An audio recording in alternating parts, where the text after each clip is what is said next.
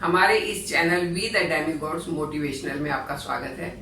आज का मेरा टॉपिक है your attitude decide what you are and what you can be. आपका जो चीजों को देखने का नजरिया है, जिसको एटीट्यूड कहते हैं, वो डिसाइड करता है कि आप क्या बनना चाहते हैं और क्या बन सकते हैं।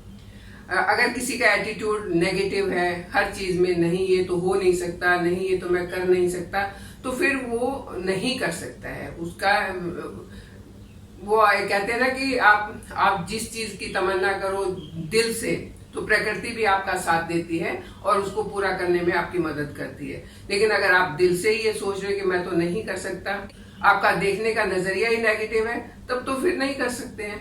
चलिए पहले मैं एक छोटी सी कहानी सुनाती हूँ, उससे आपको खुद समझ आएगा कि वाकई में नजरिए से कितना बड़ा फर्क पड़ सकता है।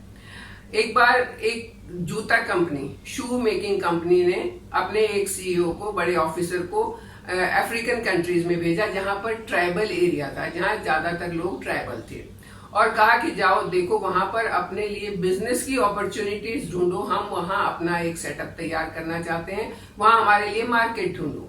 तो वो गया, वहां पर जाके देखता क्या है कि वहां तो किसी ने जूता ही नहीं पहना हुआ, सब नंगे पांव घूम रहे हैं, क्योंकि ट्राइबल तो ज्यादातर नंगे पांव घूमते हैं। तो एक दिन देखा, 2 दिन देखा, और उसने अपने दिल में सोचा ये लोग क्या जूते पहनेंगे और यहाँ क्या हमारा बिजनेस चलेगा।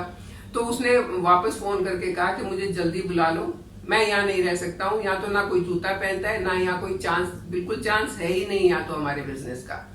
और वो ऐसे कह के अपना वापस आ गया।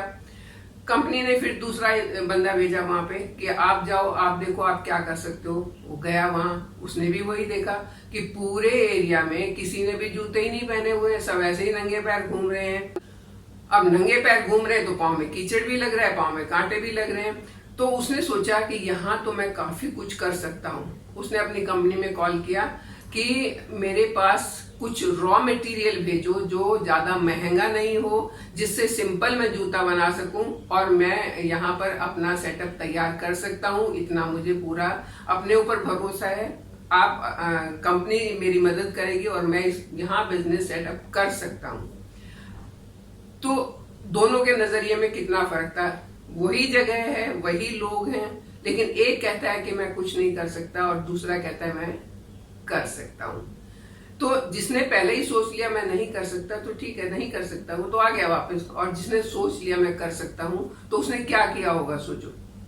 उसने पहले लोगों के मन में एक इच्छा जगाई होगी कि अरे तुम्हारे पाँव में कीचड़ लगा हुआ है, तुम्हारे पाँव में कांटे चुभ रहे हैं, तो तुम ऐसा क्यों नहीं करते हो कि जिससे तुम्हारे पैर में ना तो कांटे चुभे ना तो कीचड़ लगे।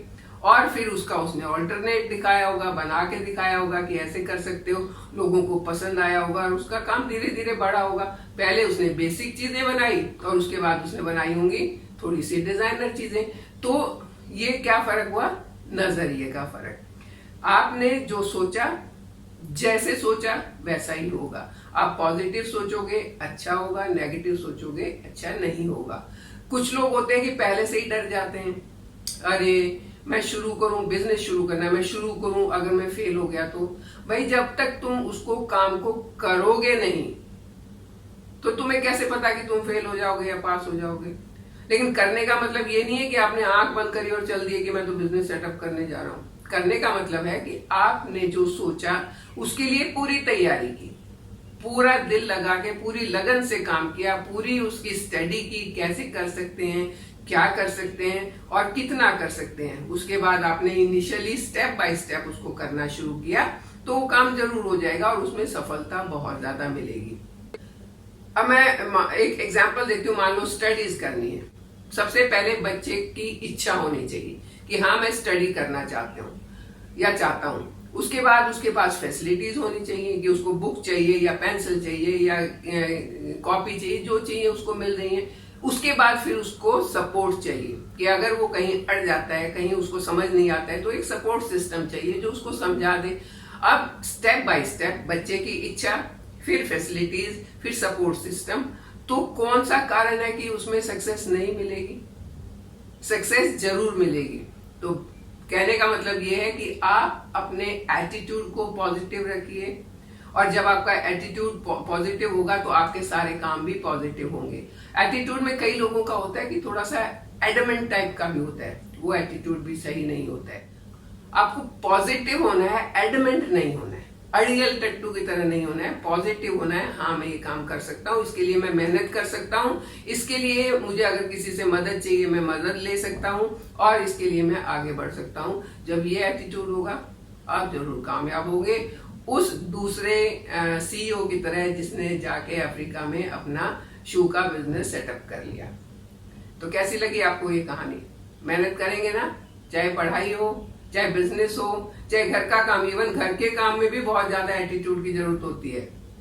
कई बार होता है ना, हमारे घर में बहुत सारे गेस्ट आ गए और शुरू से ही हाथ पांव ठिले हो गए, कैसे होगा कैसे होगा कैसे होगा, और एक एंजाइटी बन जाती है, एक स्ट्रेस बन जाता है और काम सही नहीं होता है। कभी नमक डालना भूल गए तो कभी चीनी डालना भूल गए।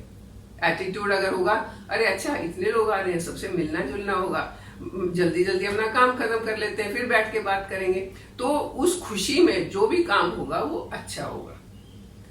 तो चलिए आप अपने एटीट्यूड को पॉजिटिव रखिए, एटीट्यूड को मेहनती बनाइए और हर काम में, हर जिंदगी के हर स्टेप पर सफल होते चले जाइए। यही मेरी मनोकामना है, यही मेरी इच्छा है, और यही मैं प्रभु से प्रार्थना भी करती हूँ कि सबको बहुत बहुत बहुत खुशियां मिले। आप मेरे साथ बने रहिए, चैनल को सब्सक्राइब कीजिए। Thank you.